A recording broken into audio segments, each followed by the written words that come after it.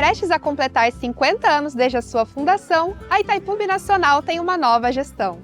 Uma gestão comprometida com o cuidado com as pessoas e que acaba de ampliar o território de atuação da empresa para todo o estado do Paraná e parte do Mato Grosso do Sul. Para atuar neste amplo território, foi criado o programa Itaipu Mais que Energia.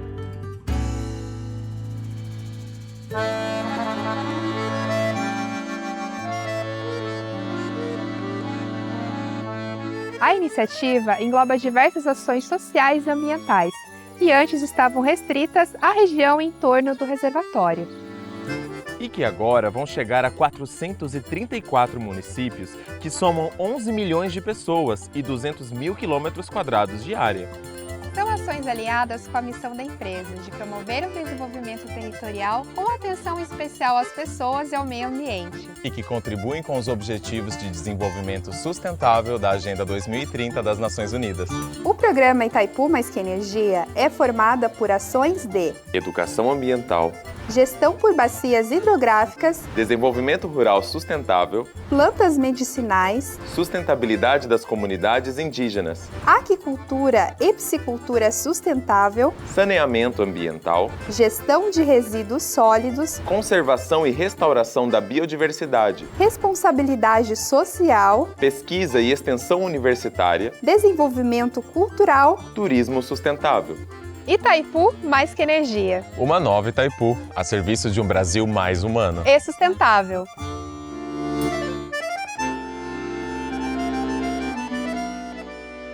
Então, 2030, geração X, 23% do mercado de trabalho, Y, 32%, Z, 34%, alfa, 11%. Muitas profissões irão surgir. Com isso, eu comecei a pensar sobre o nosso movimento como corpo de Cristo. E eu fiquei pensando sobre, desde que a igreja primitiva surgiu, qual foi o grande movimento missionário na história que aconteceu com a proclamação do Evangelho. E o que me veio à mente foi os moravianos. Quem já ouviu falar dos morávios aqui? Levanta a mão. Os moravianos, eles oraram mais de 100 anos, 24 horas por dia, 7 dias por semana.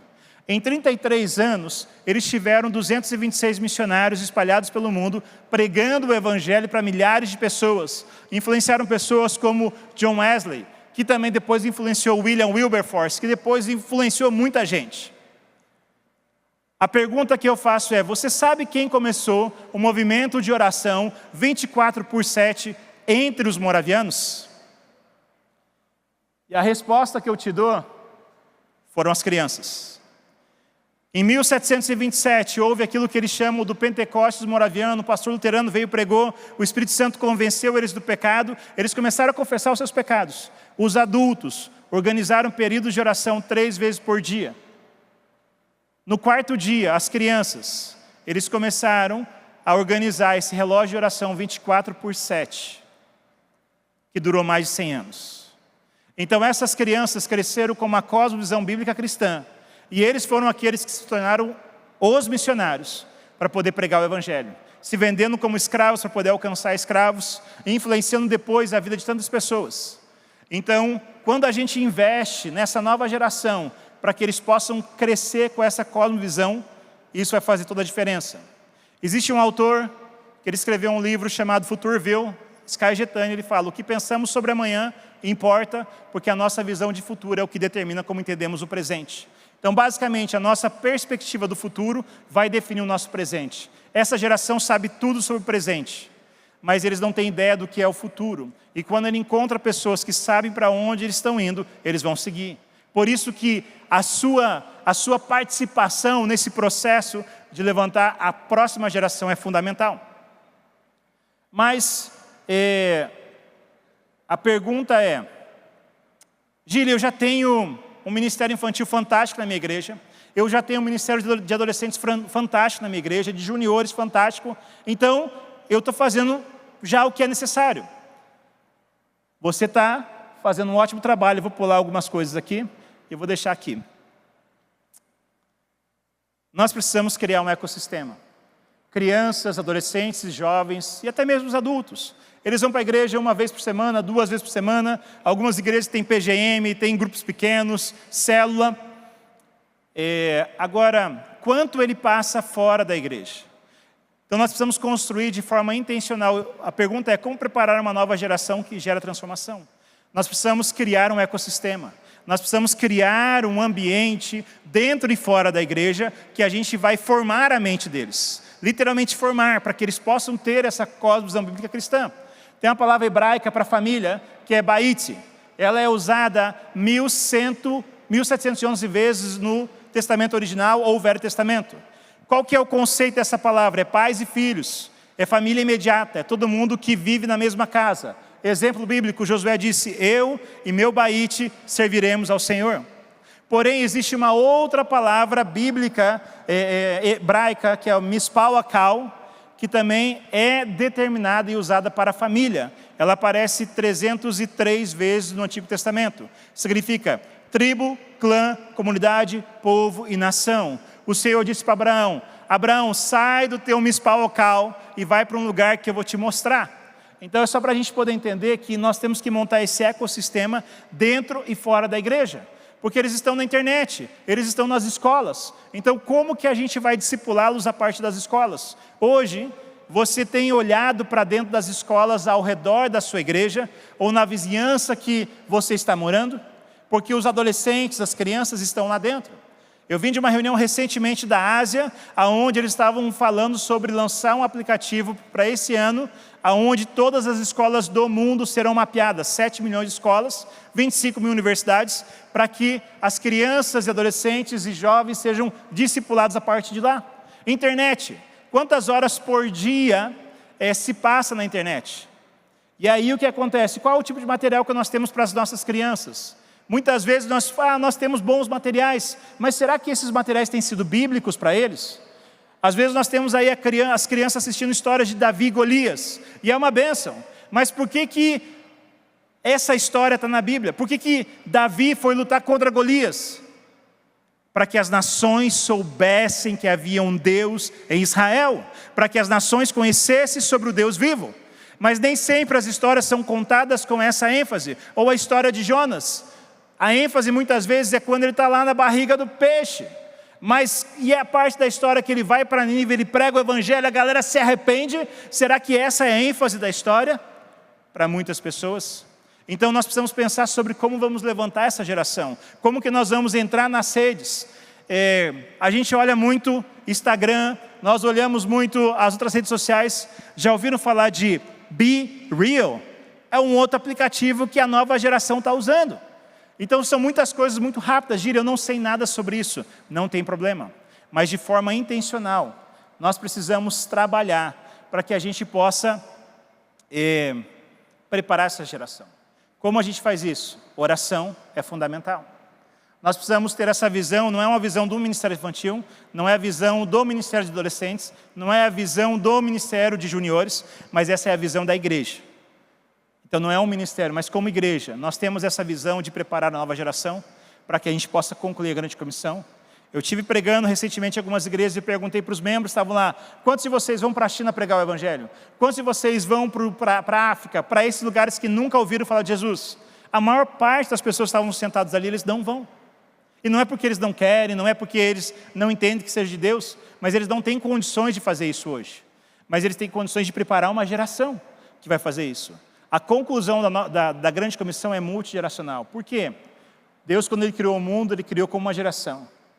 Mas quando Deus deu o restart no mundo, com a arca de Noé, saiu de dentro da arca 2 gerações. E quando você pensa em Jesus, quando Ele começou o ministério dele, Ele tinha 30 anos. Se eu trouxesse Jesus, começando o ministério, para os dias de hoje, Ele seria com 30 anos, geração Y. Discipulando a próxima geração, que seria a geração Z. E ele disse, deixe vir a mim a geração alfa, porque deles é o reino dos céus. Em João 17, ele orou por aqueles que ainda iriam crer. Então ele orou já pela geração beta, que era a próxima geração que estaria vindo. Então nós precisamos e devemos pensar de forma multiracional para a gente concluir a grande comissão. Gire, como que a gente cria o ecossistema? Como que a gente faz essas coisas acontecerem?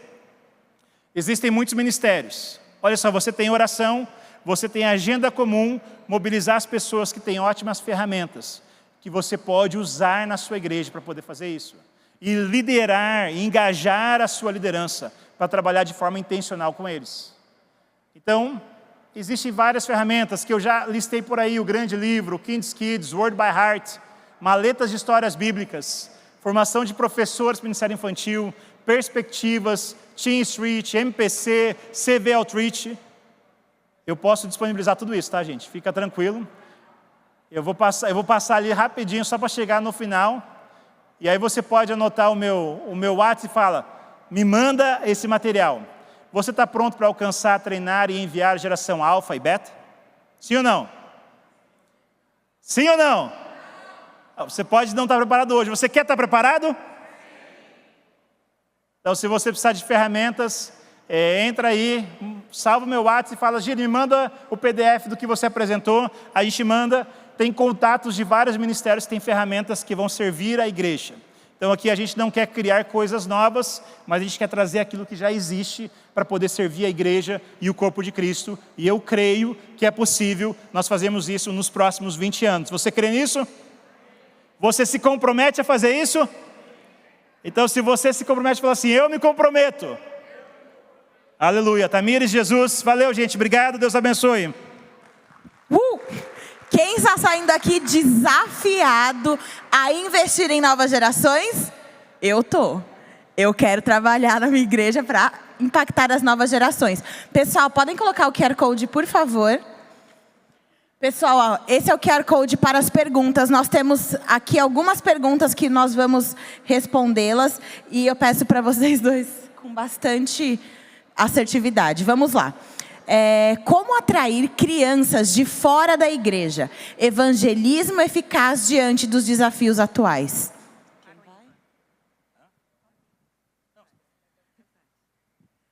Pois bem, lá no campo missionário, uma forma de atrair crianças é simplesmente vendo o que é que eles fazem.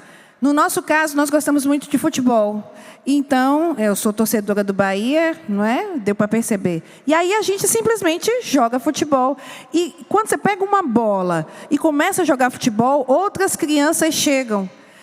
E nessa a gente começa a conversar, e quando pensar que não, já estamos com embaixadores do rei. E começamos também a trabalhar, a gente sempre trabalha com música. E assim é uma forma simples. Se você não tem como chegar até eles, crie uma situação. Uma outra coisa, capelania escolar. Gosto muito de escola, sou pedagoga, sou filha de professor, sou professora. E a gente vai até as escolas. E chegando lá, a gente começa a ver quais são as necessidades dessa escola. E então a gente tem acesso às crianças. E às vezes a gente não tem a oportunidade de falar de Jesus, mas você vive o evangelho. Então, sem falar, você evangeliza. Completando, é importante entender a realidade de onde você está. A gente atinge o nosso bairro, onde a gente quer atingir, através da realidade. Porque o que serve na Bahia, por exemplo, não serve em São Paulo, não serve no Rio. A realidade é a grande chave para você conseguir atingir essa geração. A próxima pergunta vai para o pastor Gili. Sou diretor de um colégio batista com 1.600 alunos, do maternal ao ensino médio pré-vestibular. São mais de 1.000 famílias, a quais 50% não são evangélicas. Como proporcionar um desafio de despertar para missões crianças num contexto tão dual? Legal. O Colégio Batista é um colégio confessional. Então, todas as pessoas que vão matricular os seus filhos numa escola confessional, eles sabem que ali o povo é crente. Então, tem uma confissão de fé por onde vai andar. Então, eu, de forma intencional, a minha percepção nós devemos criar programas dentro de sala de aula, onde você vai sim pregar o evangelho para os filhos, vai gerar transformação, aqueles pais verão a transformação dos seus filhos e você vai ter a oportunidade para você pregar o evangelho, criar programas onde as famílias são convidadas e ali você vai pregar o evangelho rasgadamente, por ser uma escola confessional. Se é uma escola que não é confessional, aí você vai ter caminhos distintos que você vai poder fazer também, porque você vai poder compartilhar as boas novas, você pode compartilhar sobre a Bíblia, você pode compartilhar sobre Jesus, você pode compartilhar sobre Deus, você não vai poder compartilhar sobre a sua igreja, mas você pode trazer o reino de Deus para dentro das escolas. Então, de maneira confessional, a gente tem que ser estratégico, sim, mas criar programas de forma intencional, aonde nós vamos discipulá-los. Dentro da sala de aula, em programações externas e alcançando as suas famílias também. Palestras que você pode convidá-los nesse processo. Essas são as perguntas que chegaram até mim. Tem alguém que fez alguma pergunta que não foi respondida?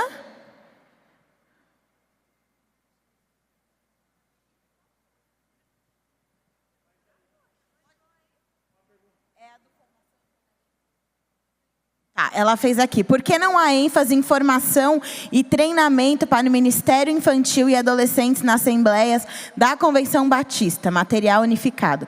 Precisamos refletir sobre isso. Eu concordo. E eu acredito que nós precisamos ser agentes de mudança. Nós precisamos nos preparar. Se não tem o material, precisamos escrever. Eu conversei isso com a Lu ontem. Não tem. Eu também falei, nossa, eu sou líder do Ministério Infantil na PIBPEN em São Paulo. Eu tenho uma rede de crianças bem grande, eu tenho 200 e tantas crianças por domingo, e eu sinto falta também no material. Mas eu entendo que hoje poucas pessoas querem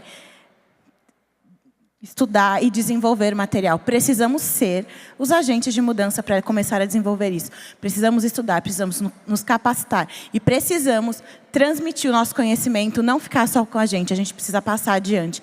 Então precisamos nós ser os agentes de mudança. Mais alguém tem alguma pergunta? Só um minutinho. Achei ótimo. É exatamente isso. Eu percebi isso, que tinha falta de material, então eu comecei a escrever.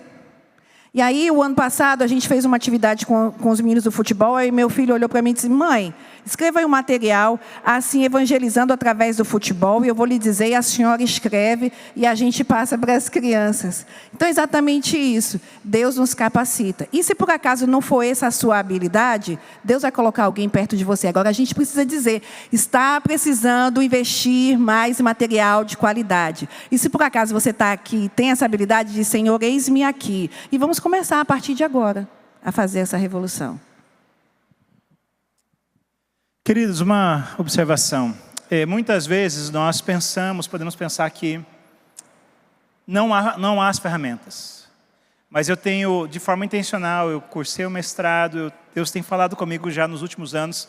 Eu já trabalhei com crianças com câncer, com adolescentes, trabalhei em vários contextos com a nova geração e continuo trabalhando. E por onde eu tenho andado, eu tenho encontrado as ferramentas. Então, muitas vezes nós esperamos que nós vamos encontrar tudo no mesmo lugar. Mas existe o corpo de Cristo. E o corpo de Cristo, nós temos ferramentas aqui. É só você dar uma saidinha ali fora, você vai ver que tem vários estandes. Tem coisas que você nunca pensou que existia. Então, eu já conheci vários materiais para crianças, já conheci vários materiais para pré-adolescentes, para adolescentes. E eu tenho buscado juntar isso e tenho sentado com os pastores. E isso é algo muito importante. Eu tenho conversado com pastores e líderes, não somente no nosso contexto denominacional, mas de outras denominações. E quando eu tenho apresentado essa situação, todos eles, a pergunta é, como nós podemos preparar essa nova geração?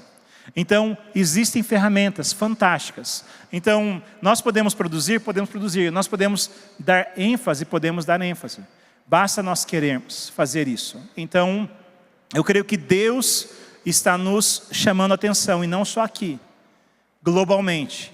Nessa reunião que eu estava na Ásia, estava conosco lá o pessoal do Jesus Filme, que fizeram o filme Jesus. E eles estão produzindo agora o filme Jesus em anime, pensando na nova geração. Então, mesmo o filme Jesus, baseado no Evangelho de Lucas, agora em anime, eles vão lançar em 2025. Então, Deus está fazendo algo, então basta agora a gente sentar e vamos desafiar a nossa igreja a fazer isso. Lembrando, você tem que pensar onde essa nova geração passa a maior parte do tempo. Nós vamos ter que sair da caixinha, porque muitas vezes nós queremos que eles venham até nós, mas quando você vê Jesus, Jesus ia até as pessoas. Então, escolas, internet, aonde as pessoas estão, nós vamos ter que, a partir de lá, levantar essa geração. E depois, sim, eles vão chegar nas nossas igrejas. Amém? Mais uma pergunta. Qual a visão dos palestrantes sobre o papel das organizações missionárias, embaixadores e mensageiras, e aqui eu acrescento amigos de missões, no desenvolvimento e crescimento dos juniores e adolescentes nas nossas igrejas? Uma vez mensageira, eu sou mensageira do rei. E eu tenho 3 embaixadores na minha casa. E meu filho, o sonho dele era ser embaixador do rei. Quando ele completou a idade, ele obrigou meu marido a criar uma embaixada. Porque o sonho dele era ser embaixador do rei. Isso é vivo. Ele chegou e mandou uma listinha: mãe, eu quero um squeeze, os dois. Mãe, eu quero um squeeze dos embaixadores, mochila dos embaixadores, blusa dos embaixadores, pulseirinha dos embaixadores. E eu estou levando tudo isso para eles. É vivo e eficaz. Eu cantava, posso ser um missionáriozinho. Eu acreditei nisso e eu estou no campo missionário há 15 anos. Quando eu cheguei no seminário, foi uma emoção. Eu me encantei com a educação cristã e descobri que a gente pode fazer educação cristã missionária, e isso é extraordinário. E eu continuo investindo na vida de mensageiras e embaixadores do rei e de amigos de missões.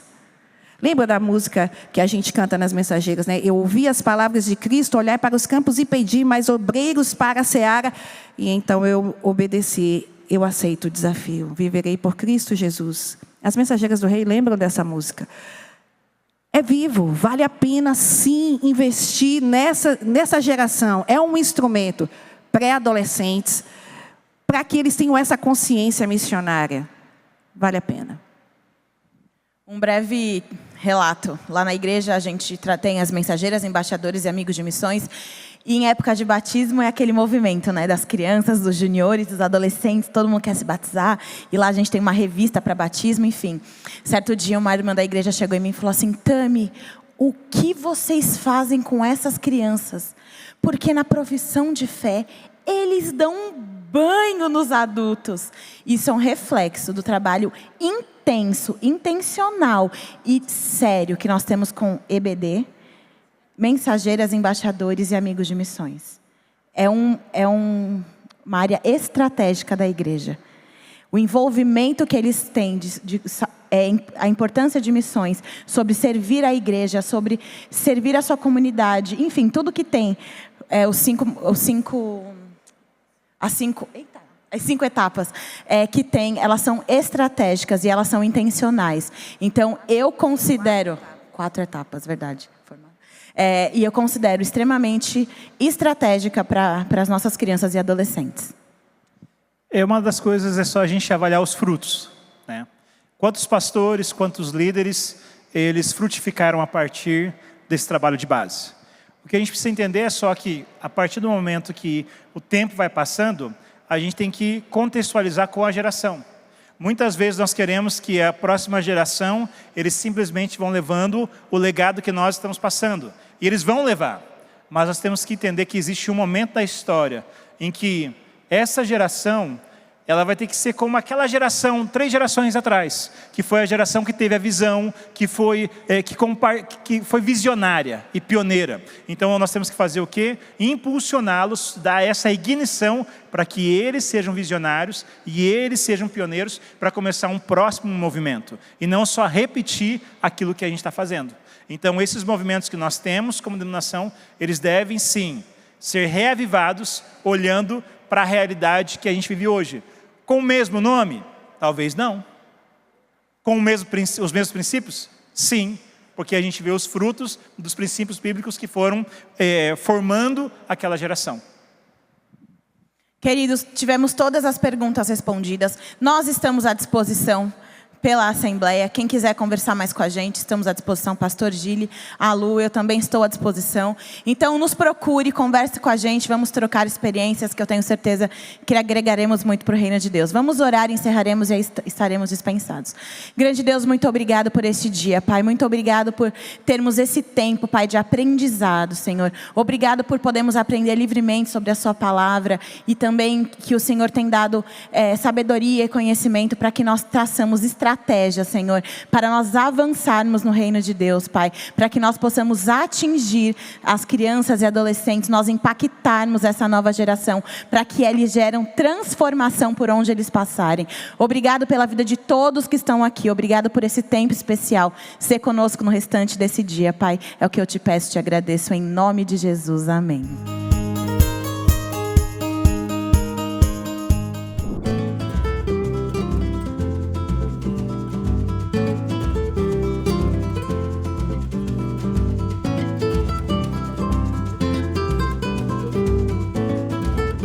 Para Prestes a completar 50 anos desde a sua fundação, a Itaipu Binacional tem uma nova gestão. Uma gestão comprometida com o cuidado com as pessoas e que acaba de ampliar o território de atuação da empresa para todo o estado do Paraná e parte do Mato Grosso do Sul. Para atuar neste amplo território, foi criado o programa Itaipu Mais Que Energia.